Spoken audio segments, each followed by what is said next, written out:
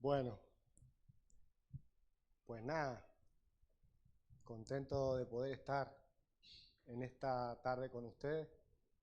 Eh, estamos de paseo, estamos de paseo por Málaga y bueno, siempre conectado con ustedes, con las distintas transmisiones, así que siempre estamos conectados. Y bueno, contento de poder compartir algo. Eh, yo le decía a mi madre que bueno, que puedo compartir un poco de lo que, de lo que he estado mirando en estos últimos meses, en este último tiempo, y quería compartirlo con todos ustedes, ¿no? Quiero hablar de algo que estuve hablando hace unas semanas a través de un estudio que hice por Facebook, solamente bueno, es muy extenso y aparte que en esta tarde quiero darle otro ángulo de enfoque porque se puede mirar de muchas otras maneras. Y, y vamos a intentar, en esta tarde vamos a intentar eh, conocernos un poco más a nosotros mismos y que creo que es muy importante, ¿no? Conocernos más a nosotros mismos y conocer un poco más al Creador, ¿no? Se me ha ocurrido, me preguntaban qué título le vamos a poner, se me ha ocurrido ponerle como título la bipolaridad. eh, y bueno, conocemos, tenemos concepto de esa palabra, bipolaridad. Ella, el apóstol, mi madre me decía, la bipolaridad espiritual o la bipolaridad emocional. Y creo que,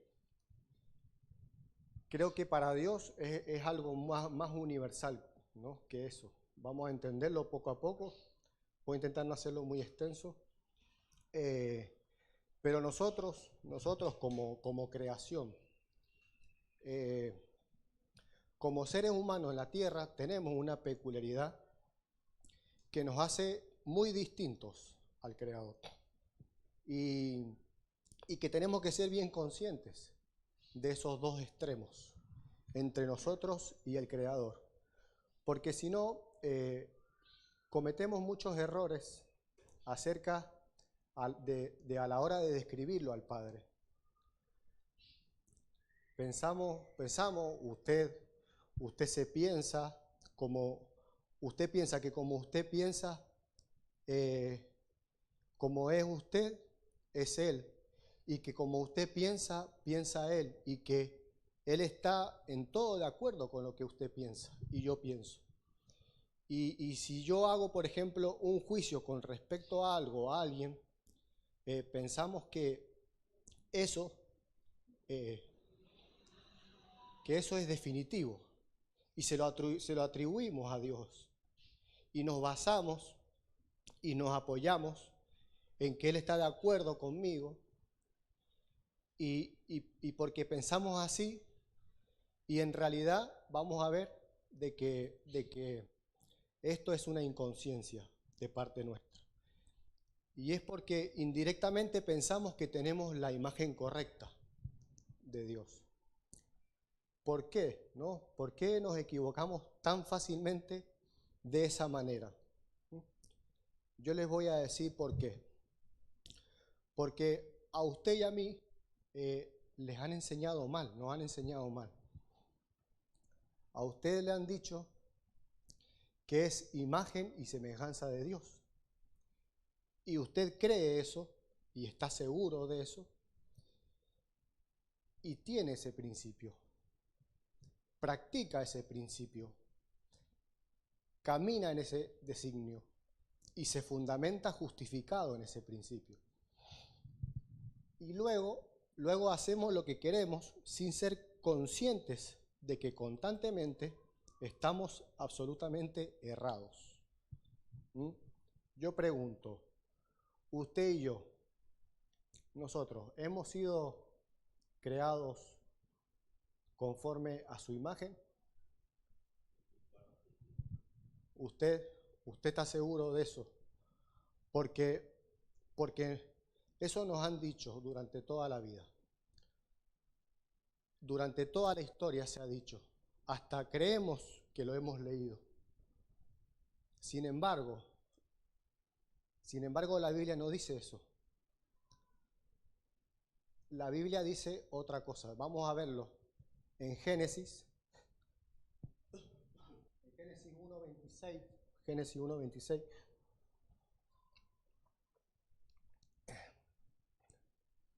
Dice, entonces dijo Dios, hagamos al hombre a nuestra imagen, conforme a nuestra semejanza y señoree. ¿Cómo dice ahí?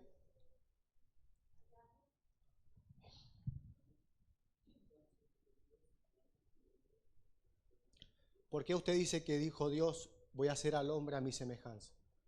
Si ahí dice, hagamos. Algo de lo que yo estoy hablando esta noche es algo que yo ya hace un par de semanas hice un estudio muy complejo, muy completo sobre este tema. Y yo mostraba ahí cómo antes de Dios crear al hombre, primero creó a él. ¿A quién creó Dios? A él, al verbo, ¿no? Al verbo que creó Dios primero. El principio más lejano al que podemos llegar a conocer y a intentar entender es al principio que tenemos en el Génesis del Nuevo Testamento, ¿no? El que describe Juan, dice Juan. En mi caso, yo a Juan le tengo mucha confianza, discierno algo muy bueno de Juan, de él. No sé usted, pero a mí Juan me agrada mucho y le creo y baso gran parte de mi fundamento existencial en sus palabras. Y Juan dice, en el principio era el verbo era Dios y el verbo era con Dios. Pienso yo, ¿no?, de que ese es el principio más lejano al que podamos llegar ahora mismo a alcanzar, a entender y a poder intentar discernir, comprender desde ese principio muchas cosas. Y ese es el principio más lejano, donde dice Juan que en el principio era el verbo y el verbo era con Dios y el verbo era Dios. Y ahí no había más nada, ¿no? Después tenemos que entender dónde estamos incluidos nosotros. Es un extenso estudio que yo hice, que lo pueden ir a participar de él. Y dice, el verbo era Dios. En el principio era el verbo y el verbo era Dios. Y el verbo era con Dios. Y ahí tenemos el Génesis 1:26 que acabamos de leer. Hagamos al hombre. Entonces Dios, antes de crear al hombre, crea el verbo. Entonces, algo de lo que yo decía y explicaba en este estudio sobre esta creación es que yo describía cómo el Padre se propuso, según su beneplácito, según su voluntad, según el misterio de su voluntad, crear algo que le diera acción a lo que Él es, porque el Padre es muy distinto a nosotros. Y Él crea el verbo, ¿no? Algo que le diera acción a lo que es Él, porque el verbo es acción. Y algo que quisiera resaltar su esencia y ponerla a prueba. Porque la esencia de Dios es amor. El amor conlleva al perdón, conlleva a la gracia, conlleva al temple, a la restauración, a la justificación, al pago, al perdón de deudas, etcétera, ¿no? Entonces cuando crea el Verbo, Dios crea una nueva imagen. Es la imagen a la que estamos creados nosotros. Y en esa imagen sí hay variaciones que Dios no tiene, pero que sí tenemos nosotros, por ser creados conforme a esa nueva imagen, esa imagen que Él creó en el Verbo. En la imagen del Verbo sí hay libertad de selección de imágenes a las que nosotros queramos parecernos. ¿Mm? Y a esa libertad de elección obligatoria, porque si se trata de elección, yo le llamo, en lo que conocemos como lenguaje moderno, tenemos una obligatoriedad de elegir qué imagen queremos tener. Y esa libertad de elección se llama, yo le he puesto en lenguaje moderno, bipolaridad.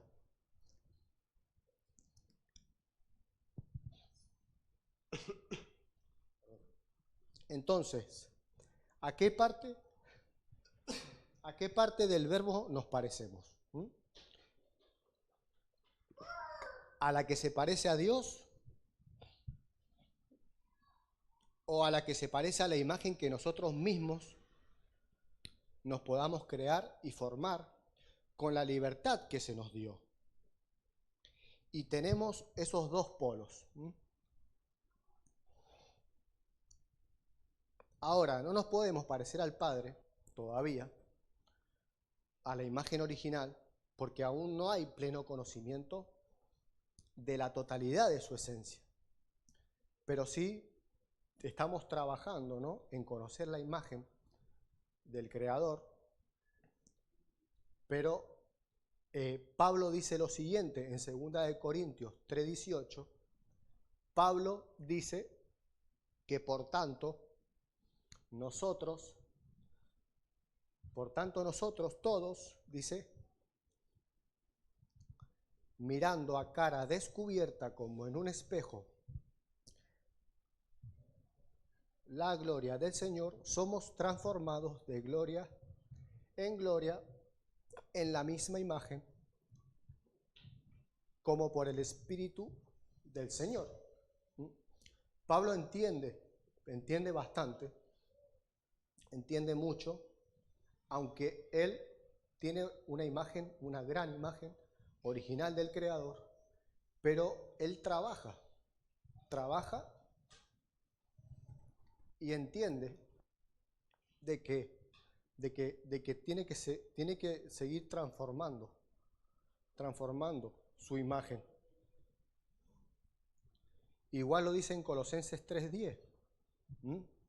Colosenses 3:10 dice, y revestido del nuevo, dice, y revestido del nuevo, el cual conforme a la imagen del que lo creó, se va renovando hasta, dice claramente, hasta el conocimiento pleno. Entonces, aún todavía nos falta mucho por conocer al Creador del nuevo hombre, y esa imagen está clarísimo por el hecho de que vemos que afecta mucho esa falta de conocimiento de la imagen del que lo creó, porque afecta en muchos sentidos también dentro de la iglesia. Ahora algo en lo que afecta no conocer aún la esencia de la verdadera imagen del Creador es, entre otras cosas, en lo que afecta es con respecto a lo profético. Y es algo en lo que si afecta en lo profético, afecta en todo. Afecta en todo. Cuando la falta del conocimiento del Creador afecta en lo profético, afecta en todo lo que diríamos la rueda de la creación. ¿Por qué? ¿Por qué sabemos que afecta en lo profético?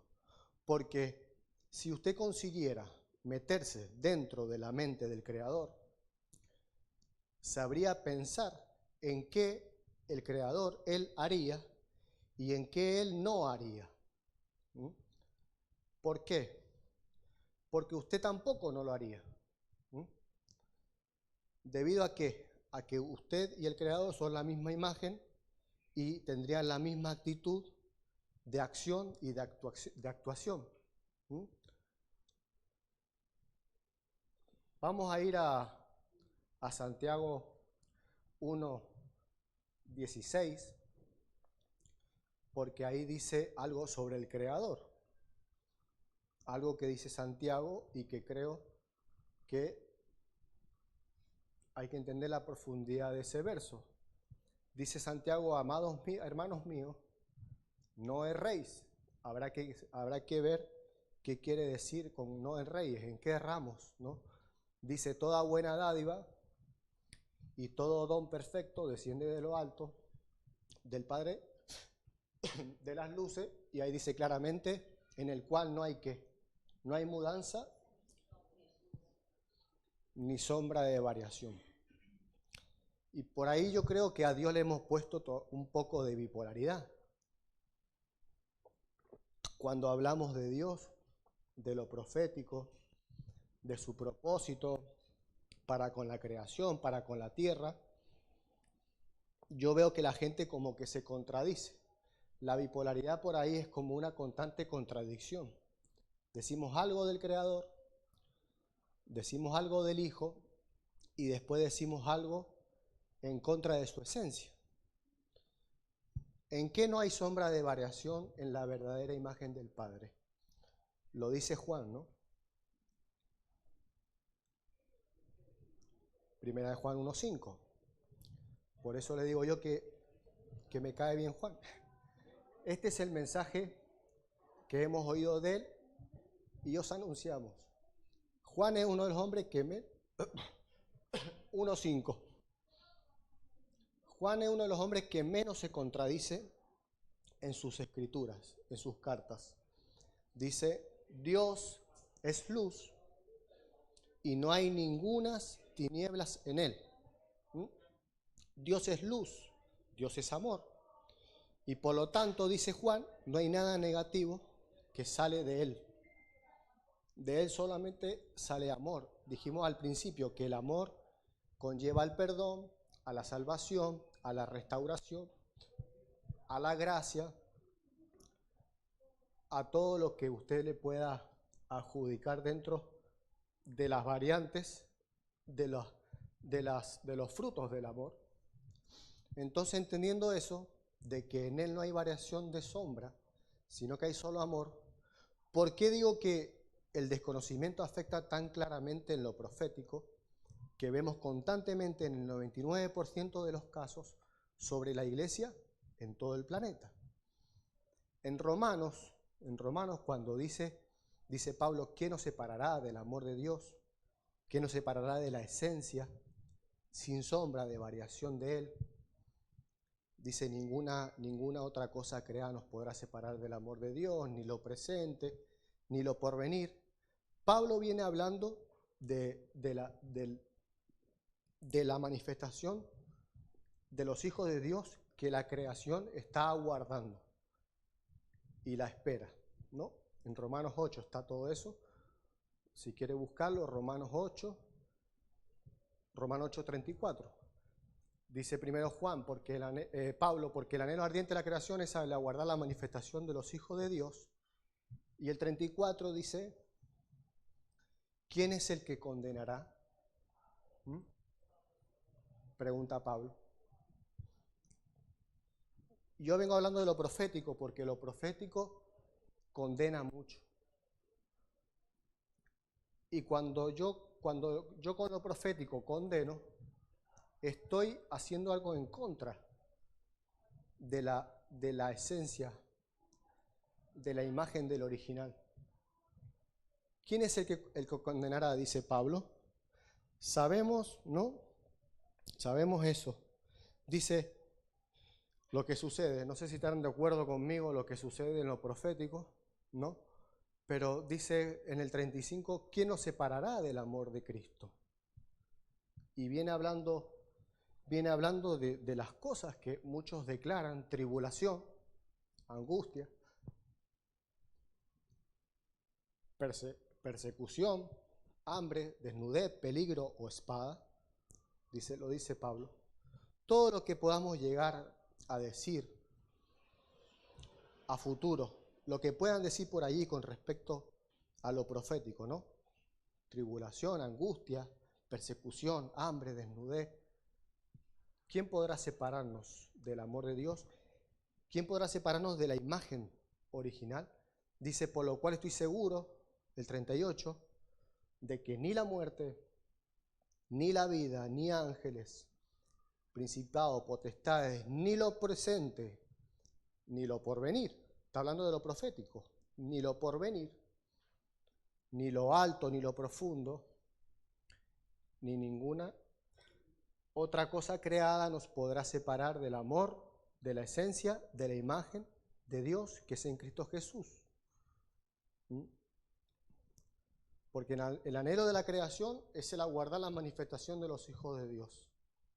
¿Por qué? Porque la creación fue sujetada a vanidad, no por su propia voluntad, sino por causa del que la sujetó en esperanza.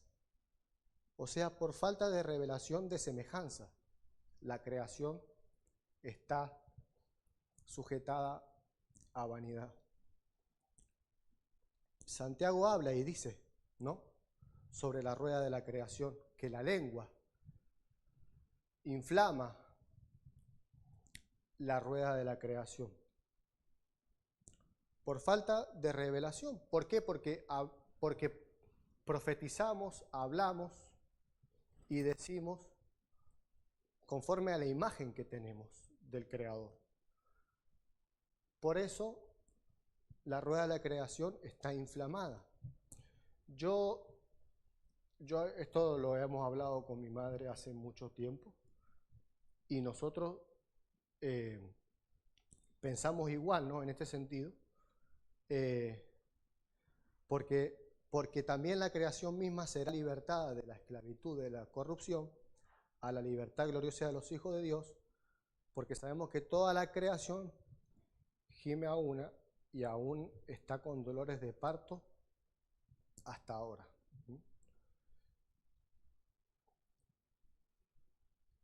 Es importante, ¿no? Pienso que lo que hablamos lo hablamos conforme a está mi corazón y piensa mi corazón. Y nosotros no hemos hecho una imagen de Dios y nosotros hablamos conforme a la imagen que tenemos de Dios. Sin embargo, tenemos que ir al conocimiento pleno, porque hemos sido creados a una imagen donde nosotros, dentro de esa imagen, tenemos que buscar la imagen del Creador, la imagen original, porque lo dice Pablo claramente, ¿no? Todos mirando oscuramente, como en un espejo. Pero lo que yo estoy diciendo ahora lo voy a mostrar por la palabra, porque yo esto que estoy diciendo ahora lo he encontrado en la palabra, no es algo que yo me estoy creando dentro de un mensaje, de un estudio. Y esto que les voy a compartir ahora, cuando yo empecé a entender esto hace un par de meses, me comencé a turbar y a estremecer dentro mío porque pensaba que no podía llegar a ser tan cierto. Sin embargo, yo me dejé llevar por mi conciencia y no ponerme en contra de ella y darme un tiempo, y comencé a encontrar muchas frases ocultas dentro de la palabra, y una de ellas es esta. Para mí esto fue como una bomba, ¿no? Y yo se los comparto para que ya usted saque con libertad sus propias conclusiones. Primera de Corintios 13:8 dice Pablo lo siguiente.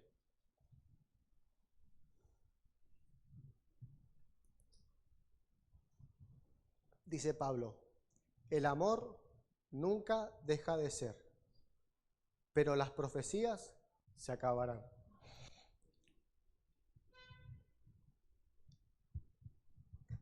y cesarán las lenguas y la ciencia acabará. El amor nunca deja de ser. Lo que nunca va a dejar de ser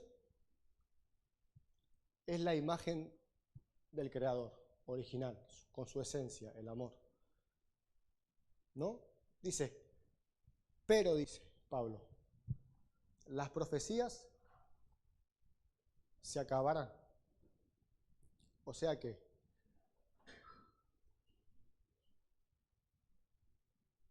si se van a acabar las profecías es porque hay profecías que no se van a cumplir. ¿Y por qué se van a acabar las profecías? Por causa de que el amor nunca va a dejar de ser.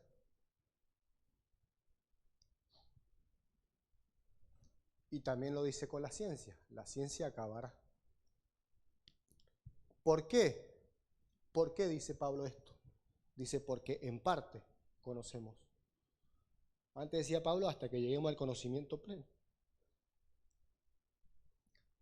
Porque en parte conocemos y por lo tanto en parte profetizamos. ¿Por qué? Porque todavía no hemos alcanzado lo perfecto. Dice, lo dice el mismo Pablo, entonces pregunto yo, ¿no? Con el derecho y la libertad que se nos da a usted y a mí de preguntarnos cosas, con un buen corazón, con un buen espíritu, obviamente pregunto si nos podemos fiar de muchas cosas, de muchas profecías, tanto estén donde estén, en la boca de quien esté, de cualquier ser humano sobre la historia en el planeta. ¿Podemos fiarnos de las profecías? Cuando Pablo dice lo siguiente, dice, en parte conocemos.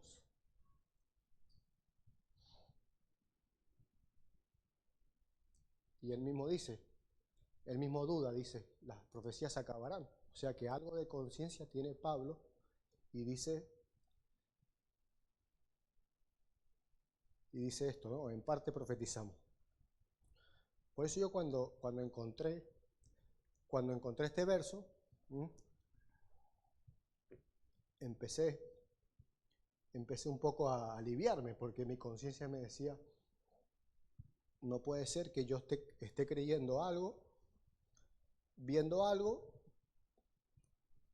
y después la palabra me lo confirma. Dice, mas cuando venga lo perfecto, dice Pablo, entonces lo que es en parte se acabará.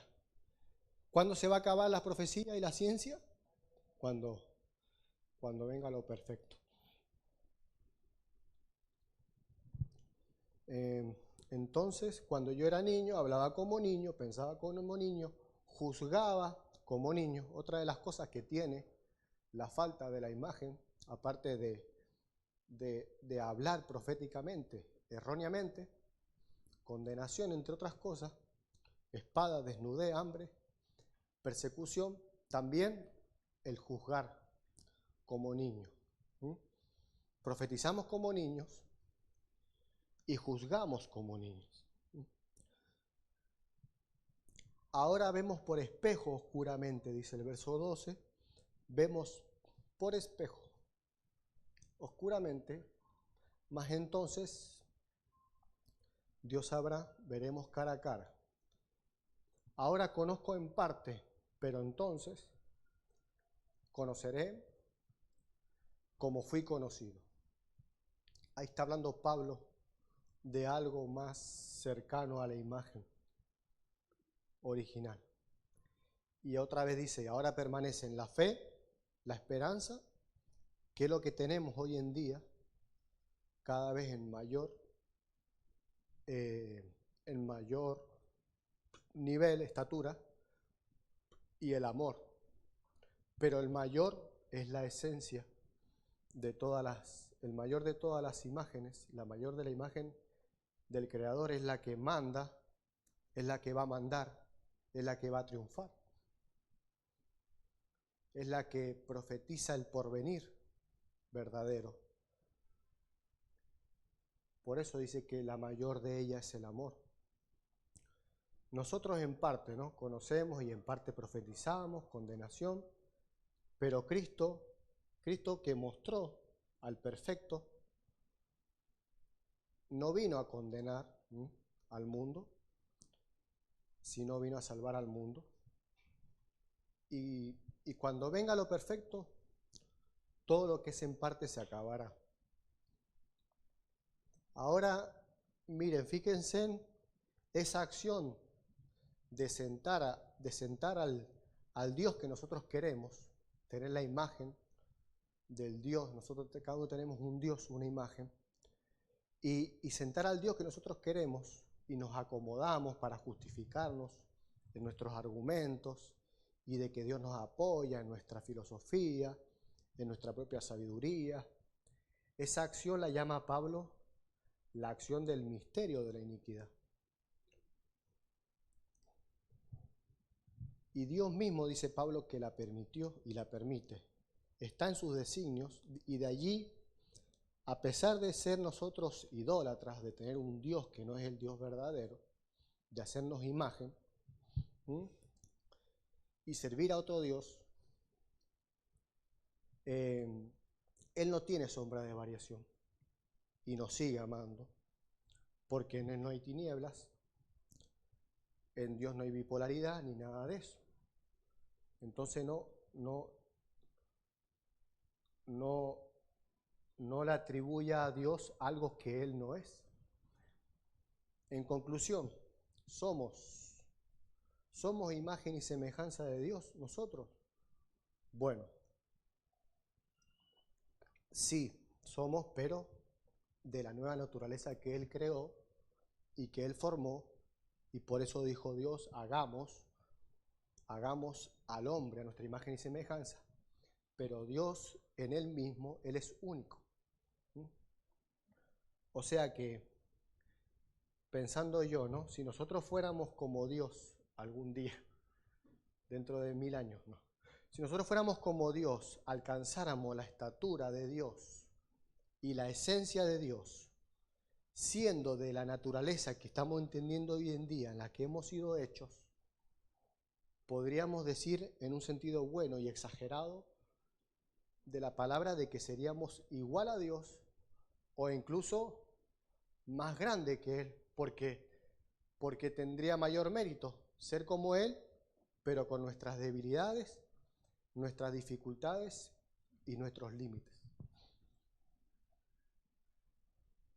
Jesús dijo, ¿no? Dijo entre otras frases, que mayores cosas que Él haríamos. Y bueno, puede tener una cierta semejanza, similitud con esta expresión que yo acabo de nombrar, ¿no? Pero yo le quería dejar para meditar. Quería dejarle para meditar estos conceptos, para que revisemos nuestras profecías, para que revisemos si realmente estamos representando al Padre como hijos de Dios, como creación suya, tanto como maestros, como profetas, como evangelistas, como pastores, como apóstoles. Si tenemos la imagen correcta. Creo que no he dicho una gran herejía en ningún momento, en esta tarde. Por eso pienso de que usted medite, saque sus propias conclusiones, conceptos con respecto a esta palabra, y yo les dejo ese versículo de Pablo, ¿no? Diciendo que las profecías se acabarán y la ciencia incluso, ¿no? Se acabará cuando venga lo perfecto. ¿Amén? Amén. Bueno, vamos a terminar. Vamos a hacer una pequeñita oración entonces. Amén. Gracias, Padre, en esta tarde por tu palabra, Padre. Gracias por compartirnos, Señor, tus enseñanzas, tus principios, parte de tus designios, Padre. Enséñanos a comprenderlos, a discernirlos, a entenderlos, a dimensionarlos sobre nuestro ser, sobre nuestro espíritu, mente, alma y cuerpo. Y poder ser esa parte de la manifestación de entre tus hijos sobre el planeta en este tiempo, que podamos ser de bendición, de edificación, que podamos ser de trascendencia para nuestra generación. Te amamos, te bendecimos y te honramos. En el nombre de Jesús, amén.